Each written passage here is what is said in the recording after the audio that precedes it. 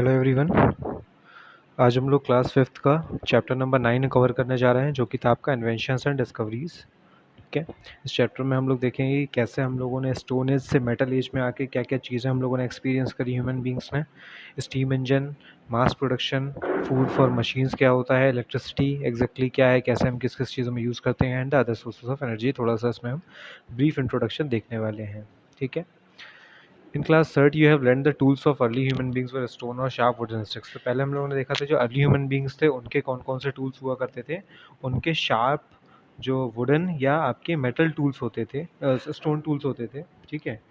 किस टाइप के? स्टोन के और वुडन के शार्प टूल्स होते थे उनके पास। ठीक है। With these tools they killed animals. और वो किसके लिए यूज़ करते थे? हंटिंग के लिए यूज़ करते थे, एनिमल्स को मारने के लिए यूज़ करते थे। Later on they made tools of their bone. The progress for better tools made of metals was very slow and took thousands of years. फिर क्या हुआ? स्टोन्स और वुडन स्टिक्स के शार्प टूल्स यूज़ करने के बाद उन लोगों ने बोन्स के टूल बनाए। ठीक है, हड्डियों के टूल बनाए। और फाइनली फिर जो मेटल की जो शुरुआत हुई है, मेटल के टूल्स बनने में उनको बहुत समय लगा, थाउजेंड्स ऑफ ईयर्स उनको लग गए। ठीक है। इसके बाद यहाँ पे हम देखते हैं फ्रॉम स्टोन्स टू मेटल्स। ठीक है। तो यहाँ पे आप देख सकते हैं किस तरीके के स्टोन टूल्स वो यूज़ करते थे। ठीक है, स्टोन्स के। और फिर ये किस तरीके के मेटल टूल्स हम लोगों ने बनाए या यूज़ किए, अभी हम कवर करेंगे, देखेंगे। ठीक है। तो द फर्स्ट मेटल जो आपको याद रखने वाली बात है, the first metal to be discovered was copper. Copper हमारा पहला मेटल जो था वो जिसको जो हमने डिस्कवर किया था। Later they discovered how to make bronze and alloy. ठीक है। फिर उसके बाद हम लोगों ने डिस्कवर किया कि कैसे हम ब्रॉन्ज बनाते हैं। ठीक है। ब्रॉन्ज क्या है? आपका एलॉय है एक। ठीक है। एलॉय क्या होता है वो भी मैं बता देता हूँ। A mixture of two metals is called an alloy. दो या दो से ज़्यादा। ठीक है। दो या दो से ज़्यादा अगर कोई मेटल को हम मिलाकर कोई नया मेटल बनाते हैं तो उसको हम क्या बोलते हैं? एलॉय। ठीक है। It was made by mixing copper and tin and was harder than copper. तो जो ब्रॉन्ज था हमारा, ब्रॉन्ज को हम कैसे बनाते थे? कॉपर और टिन को मिलाकर हम ब्रॉन्ज बनाते थे। ठीक है। ब्रॉन्ज हमारा एलॉय है, किसका? कॉपर का एलॉय है ब्रॉन्ज। ठीक है। ये कॉपर से हार्डर था, मतलब ज़्यादा हार्ड था कॉपर से ब्रॉन्ज। ठीक है। क्योंकि जब भी हम किसी भी मेटल को किसी दूसरे मेटल में मिलाते हैं, ठीक है, सपोज करिए वन है आपका कॉपर, दूसरा आपका टिन, इन दोनों का हमने मिलाया, तो जो नया मेटल जनरेट हुआ उसमें कुछ ना कुछ प्रॉपर्टी में चेंजेस आ जाएंगे। ठीक है। तो यहाँ पर हमें क्या देखने को मिलती है कि हार्डनेस बढ़ जाती है, किसकी? ब्रॉन्ज की। अगर कंपेयर करें किससे? कॉपर से। कॉपर हमारा थोड़ा सॉफ्ट हो जाता है और ब्रॉन्ज हमारा हार्ड हो जाता है। ठीक है। The discovery of iron was very important one. Iron is harder than copper and bronze. अब आयरन की जो डिस्कवरी थी वो बहुत ही ज़्यादा इंपॉर्टेंट थी। क्यों? क्योंकि ये आयरन और ब्रॉन्ज से भी ज़्यादा हार्डर था। ठीक है। ये ब्रॉन्ज और आयरन से भी ज़्यादा, ब्रॉन्ज और कॉपर से भी ज़्यादा आपका हार्डर था। क्या? Iron. Tools like axes, ploughs and shovels were made from it. जैसे कुल्हाड़ी, प्लग्स, ठीक है, शॉवल्स, इस टाइप के टूल्स हमें देखने को मिले, किसके? आयरन के। It was easy to plough land with these tools. अब ज़मीन को खोदना, ठीक है, किसके लिए? स्पेशली एग्रीकल्चरल एक्टिविटीज़ के लिए या प्लांट्स को लगाने के लिए, ऐसी चीज़ों को करने के लिए। ठीक है। या इवन हंटिंग की प्रैक्टिस करने के लिए भी, अगर हम जानवरों को मारने की बात करें, हंटिंग करने की बात करें, तो उनमें भी जो आयरन टूल्स थे वो बहुत ही ज़्यादा ईजी थे बनाना, और मतलब उनको यूज़ करना। ठीक है। इनसे हमें ज़्यादा मेहनत नहीं करनी पड़ती थी क्योंकि ये ऑलरेडी हार्ड रहते थे, तो ये बार बार जल्दी टूटते नहीं थे। ठीक है। इसके बाद people began to practise farming with these tools. People began to practise farming with these tools. अब जब ये टूल्स मिल गए लोगों को तो लोगों ने क्या शुरू कर दिया? फार्मिंग करना शुरू कर दिया। ठीक है। अब they now settled in one place. अब वो एक जगह सेटल होने लगे। They now began to lead a comfortable life. उन लोगों ने कंफर्टेबल लाइफ जीना शुरू कर दिया। और फाइनली फिर उनके पास क्या हुआ? टाइम मिला नए आइडियाज़ को सोचने का। ठीक है। तो यहाँ पर एक बहुत चीज़ समझने वाली है कि हम किसी भी आइडिया को, किसी भी नई चीज़ों को तभी सोच सकते हैं जब हम एक कंफर्टेबल जोन में हो, कंफर्टेबल एनवायरनमेंट में हो। और जब तक हमारे ये मेटल या मेटल टूल्स हमारे डिस्कवर नहीं हुए थे, जब तक लोगों ने प्रैक्टिस फार्मिंग करना शुरू नहीं किया था, तब तक पुराने लोग एक जगह सेटल नहीं हो पा रहे थे। जैसे ही उन्होंने फार्मिंग करना शुरू किया, वहीं पर उन्होंने क्रॉप्स को ग्रो किया, फिर उसको सो किया। ठीक है। फिर उसकी कटाया, उन्होंने काटा उसको, फिर उसी को उन्होंने कंज्यूम किया। तो वो फाइनली वहाँ पर एक जगह पर सेटल होने लगे। ठीक है। और इस तरीके से उन्होंने अपनी कंफर्टेबल लाइफ जीना शुरू करी और फाइनली उनको टाइम किसका मिलने लगा? नए आइडियाज़ को सोचने का। तो जो शुरुआत हुई नए आइडियाज़ को सोचने की वो बहुत टाइम पहले से हो रही है। तो उनके से कुछ एग्जांपल्स जो हम देखने वाले हैं यहाँ पे, दोस्त the first is steam engine. ठीक है। Man continued to make his life more comfortable. अब क्या होने लगा कि अब आप देखोगे कि इसके बाद से जो ह्यूमन बींग्स थे वो किसकी तरफ फोकस थे कि कैसे हम अपनी लाइफ को बहुत और ज़्यादा कंफर्टेबल बनाएं, ठीक है, कैसे अपनी ह्यूमन लाइफ को और ज़्यादा कंफर्टेबल बनाया जाए, ठीक है। तो जितनी भी इन्वेंशंस और डिस्कवरीज आप देखोगे वो नई की नई जो नई टेक्नोलॉजीज़ आ रही हैं, जो भी आ रहा है वो इसीलिए आ रही हैं कि हम अपनी लाइफ को और ज़्यादा कंफर्टेबल कैसे बनाएं, ठीक है। जैसे अगर हमारा आज मोबाइल आया है तो पहले हमें क्या होता था, कंप्यूटर्स जो थे हमारे, आपने देखा होगा कि बहुत बड़े बड़े कंप्यूटर्स होते थे, एक अलग रूम में रखे होते थे। धीरे धीरे करके उनमें टेक्नोलॉजी के साथ एडवांसमेंट आया कि आज वो हमारे हाथों पे है, ठीक है, हैंड में है हमारे, जिनको हम बोलते हैं मोबाइल, ठीक है। तो इस टाइप से आपका क्या हुआ कि हमारे अपने प्रोसेसेस को कंफर्टेबल और इजी बनाने के लिए हमने ये सब सारी चीज़ें करी हैं। तो कोई भी इन्वेंशन या डिस्कवरी हम क्यों करते हैं, अपनी उस चीज़ को, अपने लाइफ को कंफर्टेबल बनाने के लिए करते हैं। The next biggest turning point in his life was the invention of steam engine. अब जो नया जो दूसरा जो सबसे बड़ा टर्निंग पॉइंट था इनकी लाइफ में, वो क्या था, इन्वेंशन ऑफ स्टीम इंजन। किसका? जेम्स वॉट ने किया था। ध्यान रखिएगा कि steam engine was invented by James Watt. तो आप यहाँ देख सकते हैं कि ये हैं आपके जेम्स वॉट, इन्होंने स्टीम इंजन इन्वेंट किया। कब? किस ईयर में? इन 1789। याद रखिएगा इस चीज़ को, James Watt invented steam engine in 1789। अब इसने क्या हुआ, इसने थोड़ा सा रास्ता दिखाया कि कैसे हम रेलवे इंजन का इन्वेंशन कर सकते हैं। क्यों? जैसे लोगों ने कहा कि आपने जो इंजन बनाया उसमें 1, 2 या 4 लोग बैठ के जा सकते हैं, हम लोग ऐसा भी तो इंजन बना सकते हैं जिसमें कई लोग बैठ के जा सकें, ठीक है, कई लोग एक जगह से दूसरी जगह ट्रैवल कर सकें, जिसको रेलवे हम बोलते हैं, ठीक है। रेलवे इंजन उन्होंने फिर रेलवे इंजन की शुरुआत इसी से हुई। तो अभी आप देखेंगे कि आज के टाइम तक भी जो हमारे हिली एरियाज़ हैं, जो माउंटेनियस रीजन है हमारे, जहाँ पर माउंटेन्स देखने को मिलेंगे, वहाँ पर आपको स्टीम इंजन से चलते, steam engine operated railway engine मिलेंगे, ठीक है। ऐसे ऐसी ट्रेन्स मिलेंगी जिनमें स्टीम इंजन का यूज़ होता है, ठीक है। Steam invention of railway engine, ठीक, sorry, the steam engines could be use for flying ships in high seas. और स्टीम इंजन्स का यूज़ कहाँ का हुआ? रेलवे इंजन के साथ साथ जो हमारे सी में, यानी कि समुद्र में, या हमारे जो ओशियंस वगैरह होते हैं उनमें जो शिप्स हमें बड़े बड़े देखने को मिलते हैं, उनमें भी स्टीम इंजन का यूज़ किया गया। A few years later, the steam locomotive was made by George Stephenson. He named his steam engine rocket.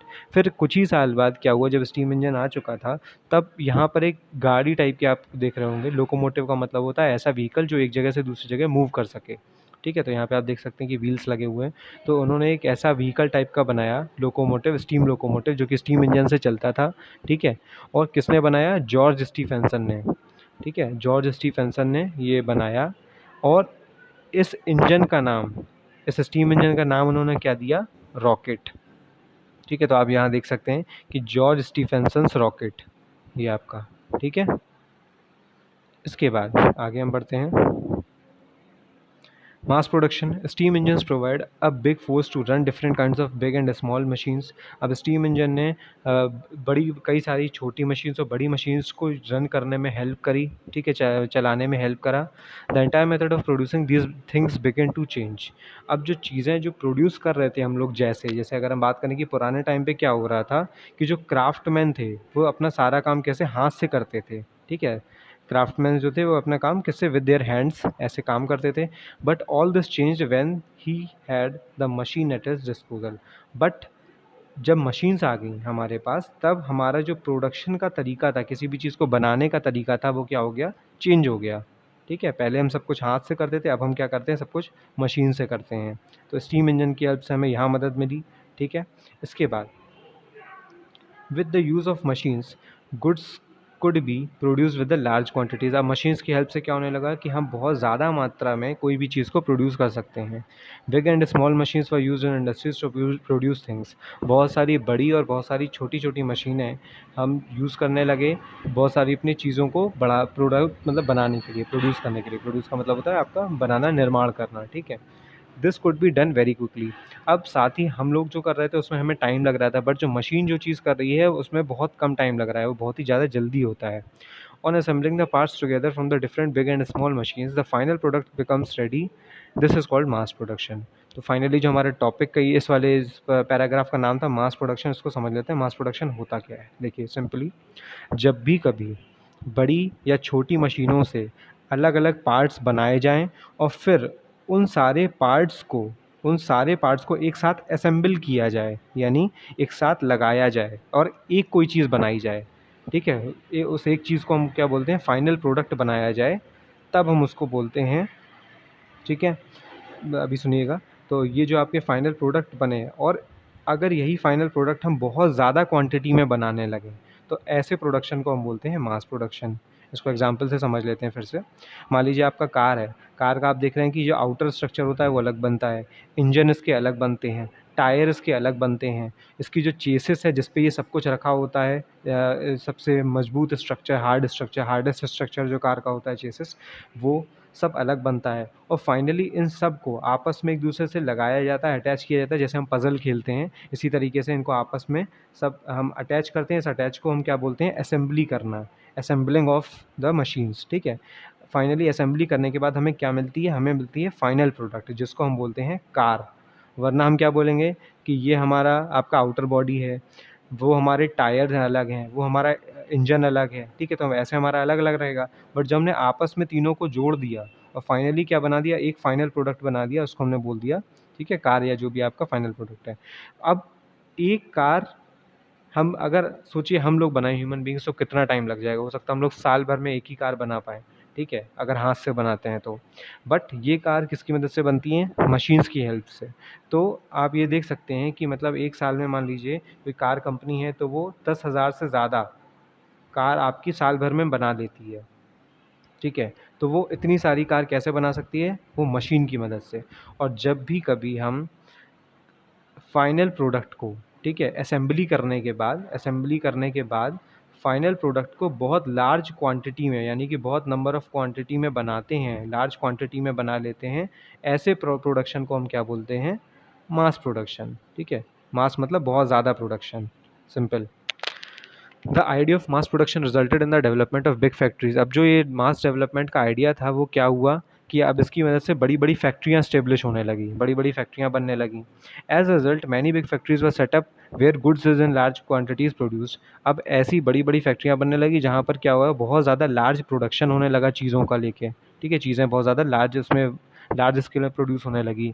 जहाँ पर व्यक्ति कोई मान लीजिए 100 चीज़ अगर बना पा रहा था, तो वो आपकी 50,000 बनाने लगा। तो इस तरीके की चीज़ें होने लगी हैं, ठीक है। तो ये हमें फ़ायदा मिला किससे? मास प्रोडक्शन से और बड़ी-बड़ी फैक्ट्रीज़ से। This give rise to big cities. अब जहाँ पर बड़ी-बड़ी इंडस्ट्रीज़ होंगी, बड़ी-बड़ी फैक्ट्रीज़ होंगी, तो वहाँ पर क्या होगा? लोग गाँव से मूव करेंगे उस जगह, किस चीज़ के लिए? नौकरी की तलाश में, एम्प्लॉयमेंट की तलाश में। तो लोग वहाँ पर सेटल होने लगे। तो फाइनली क्या हुआ? हमारी सिटीज़ बनी इस तरीके से। तो जहाँ पर हमारी बड़ी-बड़ी फैक्ट्रीज़, जहाँ पर हमें ये इंडस्ट्रीज़ और अर्बनाइज़ेशन देखने को मिलता है, मतलब शहर जिसको हम बोलते हैं, शहरी लोग अपना काम पर जाते हैं, ये सारी चीज़ें हमें देखने को मिलती हैं, तो वहाँ पर वो हमारी सिटीज़ बन जाती हैं। There is a great change in the mode of quantity of production during this period. और फाइनली इसीलिए इसमें क्या हुआ, हमें बहुत ज़्यादा जो प्रोडक्शन की क्वांटिटी थी उसमें चेंज देखने को मिला, जो मैंने अभी आपको बताया, ठीक है, कि बहुत ज़्यादा हम प्रोडक्शन करने लगे। This that is why this period is called the product period of industrial revolution, ठीक है। तो ऐसे पीरियड को हम क्या बोलते हैं? जहाँ पर हमें इस टाइप का लार्ज प्रोडक्शन देखने को मिल जाता है मशीन्स की हेल्प से, और आपकी अगर कोई एरिया सिटी में कन्वर्ट होने लगे, ठीक है, तो ऐसी चीज़ को हम क्या बोलते हैं? कि वहाँ पर इंडस्ट्रियल रिवॉल्यूशन हो रहा है, ठीक। अब हम जैसे देखें कि इंग्लैंड में आपका क्या था? 1733 में कॉटन मिल के स्टार्ट होने की वजह से इंडस्ट्रियल रिवॉल्यूशन आया था, ठीक है। तो कॉटन मिल में क्या होता है? मिल आपका, इसमें हम पूरे के पूरे कॉटन के क्लोथ्स हमें देखते हैं। तो कॉटन के क्लोथ्स पूरे बहुत लार्ज अमाउंट में बनते हैं, जो कि फर्दर हम उसको यूज़ करते हैं स्टिच करवा कर अपनी शर्ट्स, पैंट्स या साड़ीज़ जो भी हैं उनमें, अलग अलग कपड़ों में पहनने का। तो यहाँ पर हमें कॉटन के क्लोथ्स देखने को मिलते हैं, ठीक है। कॉटन फैब्रिक मिलता है हमें यहाँ पर, ठीक है। ये इंग्लैंड में 1733 में इंडस्ट्रियल रिवॉल्यूशन की शुरुआत हुई। अब हम देखते हैं food for machines. In the beginning in the beginning steam provided the energy to run the machines, ठीक है। तो यहाँ पे क्या हुआ? शुरुआत में तो हमें जो एनर्जी कहाँ से मिली मशीन को चलाने की? स्टीम से मिली, ठीक है। हमने स्टीम का बहुत ज़्यादा यूज़ किया मशीन्स को चलाने के लिए। वुड और coal was use to generate heat. अब स्टीम हम प्रोड्यूस कैसे करते थे? स्टीम हम प्रोड्यूस करते थे वुड और कोल की मदद से, ठीक है, लकड़ी और कोयले की मदद से। आपने जैसे देखा होगा, बहुत सारी मूवीज़ में भी देखा होगा, आपकी जो ट्रेन्स चलती थी, स्टीम इंजन जो चलते थे, वो उसमें हम ट्रेन में कोयला डालते थे, कोल का यूज़ करते थे, कोल और वुड का। और जितना ज़्यादा हम कोल डालते थे, ठीक है, तो उतना ज़्यादा ट्रेन स्पीड अप होती थी। आप लोगों ने बहुत सारी मूवीज़ में भी देखा होगा और रियलिटी में भी पता नहीं आप लोगों ने हो सकता है देखा हो ना देखा हो, ठीक है। तो जितना ज़्यादा हम कोल डालते थे उतनी हमारी स्टीम जनरेट होती थी और उतनी हमारी स्पीड अप होती थी हमारे इंजन्स वगैरह। तो ये हमारे रेलवेज़ में हमें अभी भी देखने को मिल जाता है। Nicolas Cognat, a Frenchman, was perhaps the first to use a steam engine as his first vehicle that he invented in 1769. तो यहाँ पर आप देख सकते हैं कि निकोलस कोगनट ने अपना एक व्हीकल इन्वेंट किया जिसमें जो उनका पहला व्हीकल था, उन्होंने पहली बार स्टीम इंजन का यूज़ किया इस व्हीकल में। और वो कब किया इन्होंने? 1769 में, ठीक है। 1769 में उन्होंने स्टीम इंजन का यूज़ किया। इन 1879 the two great inventions were made. अब 1879 में दो नए इन्वेंशंस हमें देखने को मिले। One was the internal combustion engine and other was the air filled tyre, ठीक है। तो पहला हमें क्या देखने को मिला? Internal combustion. इंटरनल कंबशन समझ लेते हैं कि जो भी अगर आप देखेंगे जैसे हमारा स्टीम इंजन था, तो इसमें क्या होता था, जो आग वगैरह लगती थी जिसमें हम कोल वगैरह का यूज़ करते थे, ठीक है, तो ये बाहर लगती थी आपकी, ठीक है। मान लीजिए ये मेन इंजन है जिसके अंदर पूरी की पूरी मशीन पार्ट्स हैं सारे, इसको हीट मिल रही है बाहर की एनर्जी से। बाहर हम एक आग टाइप का जला रहे हैं, कोल या किसी भी चीज़ से आग जला रहे हैं और फिर उस पर ये हमारा इंजन रन कर रहा है, ठीक है। और तो यहाँ पर स्टीम इंजन में हम ऐसा यूज़ करते थे। बट अगर हम ये चीज़ कहें कि एक कंपार्टमेंट में, एक इंजन में, उसी के अंदर उसमें हीट जनरेशन का भी काम हो रहा है, जो भी हम आग वगैरह जो कंबशन कर रहे हैं, आग जला रहे हैं, वो भी अंदर ही हो रहा है और प्रोसेसिंग भी अंदर ही चल रही है उसमें, ठीक है। जो भी मशीन का काम है वो भी अंदर ही हो रहा है। तो ऐसे टाइप के इंजन को हम बोलते हैं इंटरनल कंबशन इंजन, मतलब कि उसमें कंबशन का मतलब होता है जलना, आग जलना, ठीक है। तो कंबशन कहाँ हो? अंदर हो, इंटरनल कंबशन। ऐसे इंजन जिसमें अंदर आग जले, ठीक है, और फिर हमें उससे एनर्जी मिले, तो वो सारे के सारे इंटरनल कंबशन इंजन हो गए। तो इंटरनल कंबशन इंजन का अगर हम एग्जांपल लें तो हमारी आज की तारीख में जितनी भी कार्स हैं, जितने भी व्हीकल्स हैं, जितने भी मोटरसाइकिल्स हैं, ठीक है, जो भी आपका आप देख सकते हैं, ये सारे के सारे इनमें हम कैसा यूज़ करते हैं, कैसा इंजन यूज़ करते हैं? Internal combustion engine. क्योंकि इसमें हमें, आपने देखा होगा कि इंजन की हमें हीट तो महसूस होती है। अगर कभी आपने आगे बोनट पर हाथ रखा हो, ठीक है, कार के, आपने जैसे सॉरी आपने जैसे कभी कार के आगे वाले हिस्से पे, यहाँ पर आपने जो कभी हाथ रखा हो तो आपने देखा हो, महसूस किया हो कि कार चल के आती है तो गर्म होती है। तो वो हमें हीट तो महसूस होती है, बट हमें कभी ये दिखता नहीं है कि वो हीट कहाँ लगी हुई है, कहाँ से जनरेट हो रही है, कहाँ मतलब वो उसमें कंबशन वाला प्रोसेस हो रहा है, ठीक है, जलने वाला प्रोसेस हो रहा है। तो ये सारी की सारी चीज़ें हमें इंटरनल कंबशन इंजन में देखने को मिलती हैं, ठीक है। और दूसरी जो चीज़ इन्वेंट हुई 1879 में, वो क्या है इन्वेंट हुई? Air filled tyre. तो आप यहाँ देख सकते हैं जो निकोलस कोगनट का जो इनका व्हीकल था, उसमें कैसे टायर थे? वुडन टायर पहले यूज़ करते थे। जैसे हमारे आज के टाइम पे आपने देखा होगा कि बुलक कार्ट या ऑक्स कार्ट में हम यूज़ करते थे, ऐसे टायर इन्होंने यूज़ किए थे। बट आज के टाइम पे हम क्या करते हैं? रबर टायर्स जिनमें हम हवा भरते हैं, एयर फिल्ड टायर्स हम यूज़ करते हैं, ठीक है। फिर उसके बाद आप क्या है? गोटलियब डेमलर। गोटलियब डेमलर एक जर्मन साइंटिस्ट हुए जिन्होंने एक इंजन इन्वेंट किया 1885 में, जो कि किस पर? पेट्रोल पर चलता था, ठीक है। तो यहाँ पर ये समझने वाली बात है कि गोटलियब डेमलर ने पेट्रोल इंजन इन्वेंट किया। कब किया? गॉटलिब डेमलर ने पेट्रोल इंजन इन्वेंट किया 1885 में। इस पेट्रोल इंजन की मदद से हमने मोटर कार्स, स्कूटर्स एक्सेट्रा ये सब चलाए, ठीक है। फिर उसके कुछ साल बाद एक और जर्मन साइंटिस्ट हुए, रुडोल्फ डीजल। तो उनके नाम से आपको समझ में आ रहा होगा कि ऐसी गाड़ियों के इंजन जो डीजल से चलते हैं, ठीक है। पेट्रोल और डीजल हमारे दोनों क्या हैं? आपके पेट्रोलियम है, आपके फ्यूल हैं, ठीक है। फ्यूल के हमारे टाइप हैं पेट्रोल और डीजल। तो ये रुडोल्फ डीजल ने क्या इन्वेंट किया? एक दूसरा इंजन जो कि पेट्रोल के बाय प्रोडक्ट पे चलता था। पेट्रोलियम का बाय प्रोडक्ट क्या है? हमारा डीजल है, ठीक है।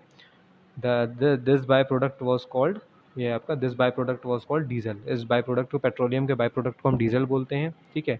डीजल थोड़ा सा आपसे कंपैरेटिवली आपका पेट्रोल से सस्ता होता है। डीजल सस्ता होता है, पेट्रोल महंगा होता है, ठीक है। तो इस डीजल की मदद से क्या क्या ये उन्होंने चलाया?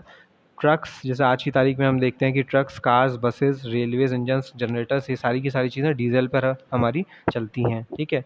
तो यहाँ पर ये बात याद रखने वाली है कि गॉटलिब डेमलर ने पेट्रोल इंजन इन्वेंट किया 1885 में, और उसके कुछ सालों बाद रुडोल्फ डीजल ने डीजल इंजन इन्वेंट किया, ठीक है।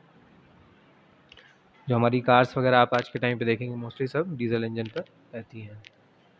तो देन अब हम आते हैं electricity. Electricity is an important source of energy in modern times. आज के टाइम पे हमारे क्या है, इलेक्ट्रिसिटी बहुत ज़्यादा इंपॉर्टेंट सोर्स है। आप देखेंगे आपके घरों में जो कुछ भी चीज़ें आप देखते हैं, इलेक्ट्रिक अप्लायंसेज हों, चाहे TV, refrigerators, ACs, air conditioner हों, या चाहे आपके मोबाइल हों, लैपटॉप्स हो, सारे के सारे इलेक्ट्रिसिटी से चलते हैं। Most of it is produce from coal, mineral oil, gas और मूविंग वाटर। अब इनमें से जो जो आपकी इलेक्ट्रिसिटी है वो मोस्टली किस चीज़ों से प्रोड्यूस करते हैं हम? कोल से प्रोड्यूस करते हैं, ठीक है, मिनरल ऑयल से प्रोड्यूस करते हैं, और आपका मूविंग वाटर से प्रोड्यूस करते हैं। तो जो इलेक्ट्रिसिटी हम मूविंग वाटर से प्रोड्यूस करते हैं, यानी कि जहाँ पानी हमारा बह रहा है, ठीक है, सपोज़ करिए ये हमारा वाटर है, ये हमारा वाटर फ्लो कर रहा है ऊपर से, यहाँ पर हमने एक डिवाइस लगाई है जो कि आपके वाटर से स्ट्राइक करने के बाद, इस पानी से टकराने के बाद ये घूमना शुरू कर देती है, ठीक है। ऐसी डिवाइस को हम क्या बोलते हैं? टरबाइन बोलते हैं, टरबाइन। तो जब भी हम टरबाइन की मदद से, ठीक है, जब भी हम टरबाइन की मदद से कोई इलेक्ट्रिसिटी, पानी की हेल्प से इलेक्ट्रिसिटी जनरेट करते हैं, ठीक है, कि टरबाइन हमारा रोटेट कर रहा है पानी के फ्लो की वजह से, और जो एनर्जी हमारी जनरेट होती है उसको हम क्या बोलते हैं? हाइड्रो इलेक्ट्रिसिटी बोलते हैं, ठीक है, हाइड्रो इलेक्ट्रिसिटी।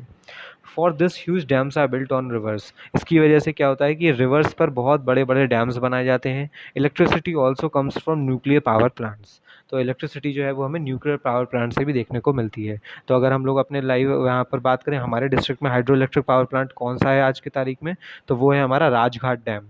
जो हमारा राजघाट डैम है, आप लोग मोस्टली गए भी होंगे, तो वहाँ पर हमारा इलेक्ट्रिसिटी जनरेट होती है पानी के मूवमेंट से, ठीक है। नहीं अगर आपने देखा होगा तो आप लोग जाके विजिट कर सकते हैं अपने पेरेंट्स के साथ, ठीक है। द डिस्कवरी ऑफ इलेक्ट्रिसिटी, तो यहाँ पर न्यूक्लियर पावर प्लांट्स भी हमारे होते हैं, जैसे इसमें हम यूज़ करते हैं आपका यूरेनियम वगैरह, आपके कुछ इस टाइप के मेटल्स होते हैं जिनके, ऐसे आपके एलिमेंट्स होते हैं जिनकी मदद से हम आपका इलेक्ट्रिसिटी जनरेट करते हैं, ठीक है। It is not a metal, it is आपका एलिमेंट, ठीक है। यूरेनियम हमारा एक एलिमेंट है, मेटल नहीं, sorry. The discovery of electricity is an interesting story. तो इलेक्ट्रिसिटी की जो स्टोरी है वो बहुत ही ज़्यादा इंटरेस्टिंग है। तो मैं आपको उसको शॉर्ट में बता देता हूँ, तो उसको आप लोग एक बार पढ़िएगा, ठीक है। कि नीदरलैंड में एक आदमी था, उसने एक टॉय डेवलप किया जिसको बोला लेडन जार। उस लेडन जार में आपके दो वायर्स थे, ठीक। एक वायर ग्लास के अंदर था और दूसरा क्या था, बाहर था। और जब भी हम इन दोनों वायर्स को आपस में जॉइन करते हैं तो क्या एक स्पार्क टाइप का जनरेट होता है, एक स्पार्क प्रोड्यूस होता है, ठीक है। और उस स्पार्क से कभी कभी झटका भी लगता है, हमें शॉक भी लगता है। तो उन्होंने एक इस टाइप का टॉय जनरेट किया था, ठीक है, कि सबको मतलब दिखाएं कि इस टाइप के, ये एक उन्होंने खिलौना टाइप का बनाया था। नीदरलैंड में एक आदमी था जिसको नाम दिया लेडन जार। उस खिलौने का नाम क्या था? लेडन जार, ठीक है। इसमें दो तार थे, एक ग्लास था, एक ग्लास के अंदर रहता था और एक बाहर रहता था, और जब दोनों को ज्वाइन कर दो तो स्पार्क हमें देखने को मिलता था और एक शॉक लगता था, छोटा सा शॉक टाइप का लगता था। This set an American scientist Benjamin Franklin thinking. अब इसकी वजह से, इस आपके लेडन जार की वजह से, जो हमारे अमेरिकन साइंटिस्ट थे बेंजामिन फ्रैंकलिन, इन्होंने सोचा और ऑब्ज़र्व किया कि जो लाइटनिंग होती है स्काई में, ठीक है, जो हमें ऊपर अपने ऊपर बादलों में बिजली कड़कती हुई दिखती है, तो वो क्या है। तो उन्होंने एक एक्सपेरिमेंट ट्राई करके देखा सिंपली, और उन्होंने ये कोशिश करी इस एक्सपेरिमेंट को करके देख करके, मतलब करने के बाद ये उन्होंने जानने की कोशिश करी कि क्या सिमिलैरिटी है जो लेडन जार है उसका जो स्पार्क जनरेट हो रहा है और जो लाइटनिंग हो रही है स्काई में, क्योंकि दिखने में तो लगभग एक से ही हैं वो दोनों। तो उन्होंने एक एक्सपेरिमेंट करने के लिए उन्होंने शुरुआत करी, उन्होंने एक पेपर की काइट बनाई। He prepared a paper kite, ठीक है।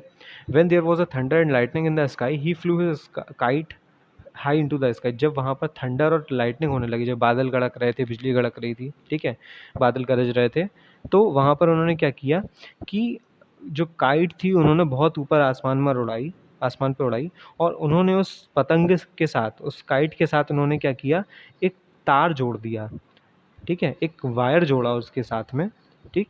जिसका दूसरा एंड, उसका दूसरा हिस्सा क्या था, मेटल से अटैच था। किससे अटैच था? अ पीस ऑफ मेटल से अटैच था उस तार का दूसरा हिस्सा, और एक हिस्सा किससे अटैच था? काइट से अटैच था। फिर जब क्या हुआ कि the moment there was a flash of lightning, जैसे ही फिर वहाँ पर बिजली कड़की, ठीक है, और उन्होंने उस मेटल पीस को छुआ, तो उन्हें क्या हुआ, उन्हें शॉक लगा। उन्हें शॉक वैसा ही शॉक लगा जैसा उन्होंने लेडन जार में उनको लगा था। ठीक है, तो इससे कंफर्म ये हुआ कि जो स्पार्क लेडन जार में जनरेट हुआ, या जो स्पार्क लेडन जार, जो शॉक लेडन जार से जनरेट हुआ, वो बिल्कुल लाइटनिंग की तरह सिमिलर था जो कि आसमान में होती है। यानी कि जो बिजली आपकी ऊपर होती है वो बिल्कुल सिमिलर होती है हमारी इस इलेक्ट्रिसिटी के जो हम जनरेट करते हैं। ठीक है, it was soon realized that electricity was a good source of energy and could be put to good use। तो इससे हमें ये फाइनली यहाँ से हमें ये रियलाइज़ हुआ इनको कि जो इलेक्ट्रिसिटी है वो बहुत ही ज़्यादा ग्रेट सोर्स ऑफ एनर्जी है, और ये फ्यूचर में हम इसको बहुत लंबे उस पर यूज़ कर सकते हैं। वो बात अलग है कि हम लोग अभी भी थंडर और लाइटनिंग की जो एनर्जी, सॉरी लाइटनिंग की जो स्काई में जो लाइटनिंग होती है उसकी एनर्जी को अभी तक हम यूज़ नहीं कर पाए हैं, क्योंकि उसका जो वोल्टेज होता है वो बहुत ज़्यादा हाई होता है। ठीक है, तो बट हो सकता है कुछ आपके इन्वेंशन साइंस को रिलेटेड, इसको इससे रिलेटेड भी। ठीक है, फिर हमने देखा 1800 में, इन द ईयर 1800 एक आपके इटली के साइंटिस्ट हुए। इटली आपका कहाँ पर है? इटली आपका यूरोप में है, इसकी कैपिटल रोम है। ठीक है, तो इटली के एक साइंटिस्ट है, इटालियन साइंटिस्ट, जिनका नाम था एलेजेंड्रो वोल्टा। एलेजेंड्रो वोल्टा। ठीक है, इन्होंने क्या डिस्कवर किया? इन्होंने बैटरी डिस्कवर करी। ठीक है, किस चीज़ के लिए? That a continuous flow of electricity can be maintained, ताकि जो हमें इलेक्ट्रिसिटी जो छोटे छोटे स्पार्क्स देखने को मिल रहे हैं वो कंटिन्यूस फ्लो हो सके और हम उसको यूज़ कर सके किसी एनर्जी के तौर पर। तो continuous flow of electricity can be maintained through a battery. तो उन्होंने इसके लिए बैटरी का इंट्रोडक्शन किया, बैटरी इंट्रोड्यूस कराई, इन्वेंट की बैटरी। किन्होंने? एलेजेंड्रो वोल्टा ने। ठीक है, ईयर 1800 में। The later generators were made to produce electricity. इसके बाद फिर क्या हुआ? हमने जनरेटर्स भी बनाए जो कि हमारी इलेक्ट्रिसिटी को प्रोड्यूस करते हैं। और ये जनरेटर किसकी मदद से चलते हैं? कोल, डीजल, आपका कोल, डीजल, पेट्रोल एक्सेट्रा। ठीक है, इनकी मदद से जनरेटर्स चलते हैं। And today we use electricity for domestic and commercial purposes. अब जो इलेक्ट्रिसिटी है वो हम डोमेस्टिक और कमर्शियल पर्पसेस में भी यूज़ करते हैं। ठीक है, तो आप देख सकते हैं कि आजकल जो हमारी लाइफ है वो बिना इलेक्ट्रिसिटी के तो पॉसिबल ही नहीं है। ठीक है, इतना हम इलेक्ट्रिसिटी पे डिपेंडेंट हो चुके हैं कि हमारी आधी से ज़्यादा जो लाइफस्टाइल है वो इलेक्ट्रिसिटी पे ही बेस्ड है। ठीक है, नाउ द थिंकिंग स्किल्स। और energy requirement is increasing dangerously everyday. हमारी जो एनर्जी की रिक्वायरमेंट है चीज़ों को लेके, हमारी जो भी हम एपरेटस यूज़ कर रहे हैं अपने आसपास की, जो हमने अपनी लाइफस्टाइल बना रखी है, उसमें हमें हर दिन मतलब इतनी ज़्यादा हाई जो हमारी डिमांड है वो बढ़ती जा रही है एनर्जी को लेके। ठीक है, सपोज़ करिए किसी दिन अगर आपके घर में एक दिन लाइट नहीं आती है तो आपको कैसे सर्वाइव करना मुश्किल हो जाता है। ठीक है, ना पानी आता है, ना आपका मोबाइल्स, लैपटॉप्स, टीवी कुछ भी नहीं चलते हैं आपके, है ना? तो बहुत सारी चीज़ें हम प्रॉब्लम फेस करते हैं। तो ये जो डिमांड है एनर्जी रिक्वायरमेंट की हमारी दिन पे दिन बढ़ती जा रही है बहुत ज़्यादा। ठीक है, तो अब आप एग्री होते हैं क्या कि ये डेंजरसली इंक्रीज़ हो रही है एवरीडे, मतलब हर दिन बढ़ रही है क्या ये? और अगर है ऐसा तो उसको आपको रीज़न देना है कि ऐसा क्यों है। ठीक है, क्यों बढ़ रही है। ठीक है, इसको आप क्वेश्चन को अटेम्प्ट करिएगा। The other sources of energy are, today man is busy in finding non conventional sources of energy such as solar energy and wind power. These sources do not damage our environment and will last for ever. Biogas from cow dung and other waste is also use as a source of energy. अब देखिए, मैं अब आपको बता देता हूँ, energy हमारी दो टाइप की होती हैं। एक हमारी होती है नॉन रेन्यूएबल, जिसको हम रिन्यू नहीं कर सकते, जो एक बार हमने यूज़ कर ली तो वो ख़त्म हो जाएगी। ठीक है, नॉन रेन्यूएबल या कन्वेंशनल सोर्सेज, इन्हीं को हम बोलते हैं कन्वेंशनल सोर्सेज। ठीक, और दूसरी जो हमारी टाइप की होती हैं वो होती हैं हमारी नॉन कन्वेंशनल या फिर रेन्यूएबल सोर्सेज। नॉन कन्वेंशनल को ही हम बोलते हैं रिन्यूएबल सोर्सेज। रिन्यू का मतलब होता है कि हम उनको दोबारा से रीयूज़ कर सकते हैं। ठीक है, अगर हम इनके एग्जांपल समझें तो नॉन रिन्यूएबल मतलब कि जो एक समय बाद ख़त्म हो जाएंगी, वो क्या है? हमारी पेट्रोलियम रिसोर्सेज जो हैं, जैसे कोल हो गया, पेट्रोल हो गया, डीज़ल हो गया। ये अगर हमने वाइजली यूज़ नहीं किया, मतलब अगर हमने इनको अच्छे से यूज़ नहीं किया, प्रॉपर तरीके से इनको बचा बचा कर यूज़ नहीं किया, तो ये एक समय बाद हमें ख़त्म हो जाएंगे, हमें नहीं मिलेंगे। ठीक है, बट हम अगर कुछ कन्वेंशनल सोर्सेज की तरफ मूव करें, जैसे सोलर एनर्जी है, विंड पावर है, तो ये कभी ख़त्म नहीं होने वाली एनर्जी हैं। ठीक है, दीज आर मतलब ये कभी भी एग्जॉस्ट नहीं होती हैं, कभी ख़त्म नहीं होती हैं, और मैंने लाइफ टाइम यूज़ कर सकते हैं। और इनके लाइफ टाइम यूज़ करने से क्या होगा? जो हमारी नॉन रिन्यूएबल रिसोर्सेज हैं जैसे कोल, पेट्रोलियम, ये सब हैं, उनको हम आगे फ्यूचर जनरेशन में भी यूज़ कर सकते हैं। ठीक है, these resources do not damage our environment. इसमें एक चीज़ अच्छी जानने वाली है कि जो नॉन कन्वेंशनल रिसोर्सेज हैं, यानी कि सोलर एनर्जी, विंड पावर जो हैं, ये कभी भी हमारे एनवायरनमेंट को डैमेज नहीं करती हैं, ठीक है, और हमेशा रहेंगी, will last for ever. Biogas from a cow dung and other waste is also use as source of energy. अब जो हमारा, जो हम कहते हैं कि हमारे काऊ डंग होता है, या जो हमारा इसको हम हिंदी में गोबर गैस भी बोलते हैं, ठीक है, गोबर गैस से जो हमारा आपका होता है, ये हमारा बायोगैस है, ठीक है। हम इनको आपका इम्पॉर्टेंट एनर्जी के तौर पे इनका यूज़ करते हैं, ठीक है। बायोगैस या गोबर गैस ये हमारे किससे मिलती है, हमें काऊ डंग से मिलती है, ठीक है। तो यहाँ पर आपका चैप्टर कंप्लीट होता है। इस चैप्टर के रिगार्डिंग जो भी आपके क्वेश्चन आंसर सॉल्यूशंस हैं, आपके पूरे के पूरे आपको ऐप में मिल जाएंगे, ठीक है। और अगर कुछ भी है, फिर भी आपको डाउट होता है, तो मुझसे आप लोग क्वेरी कर लीजिएगा, ठीक है। My name is Avnish sir, I am your SST teacher, and thank you class.